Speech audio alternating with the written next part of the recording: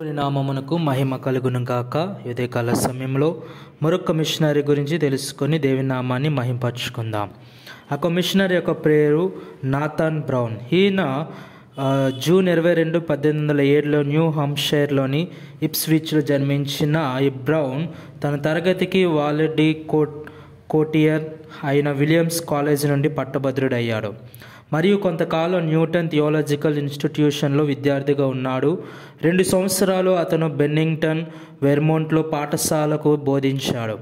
మరియు Vermont telegraph అనే వారపు మత వార్తాపత్రికను కూడా సవరించాడు. డిసెంబర్ 1832లో బ్రౌన్ మరియు అతని భార్య ఎలిజా బాప్టిస్ట్ జనరల్ కన్వెన్షన్ నియామకం కింద బర్మా, మయన్మార్కి ప్రయాణించారు. బర్మాలో అతను అడోనిరామ్ జడ్సన్తో కలిసి అనువాద ప్రాజెక్టులపై పనిచేశాడు.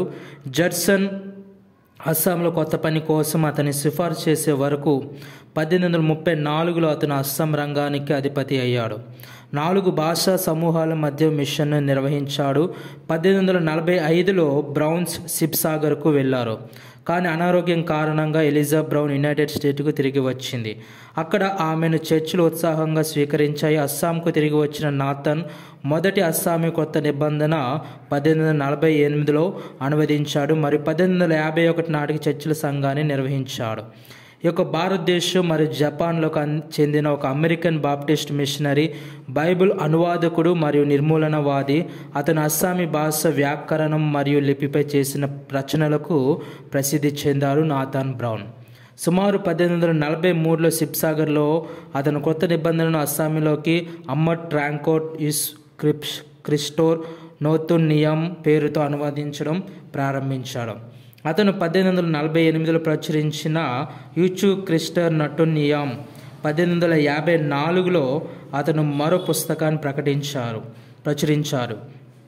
క్రిస్టర్ బ్రిటన్ 6 శుభ భారత్ అంటే స్థూలంగా యేసుక్రీస్తు మరియు అతని పవిత్ర సందేశాలు.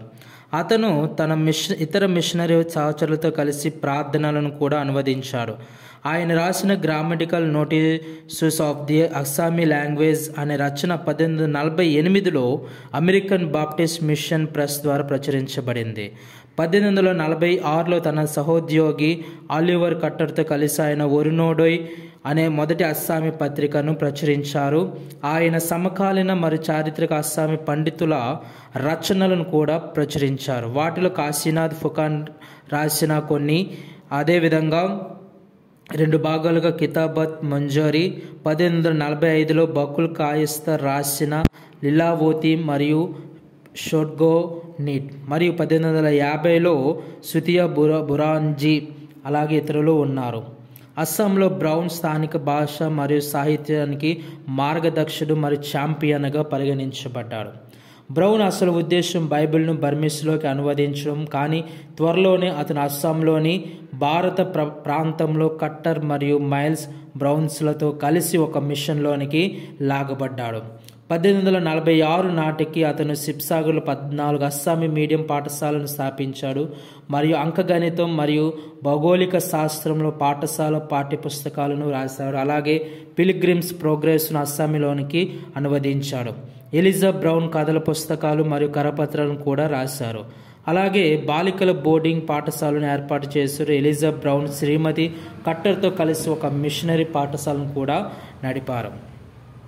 1848లో బ్రౌన్ అస్సామీ వ్యాకరణాన్ని ప్రచురించాడు. తర్వాత కొత్త నిబంధన యొక్క అస్సామీ అనువాదం కూడా ప్రచురించాడు.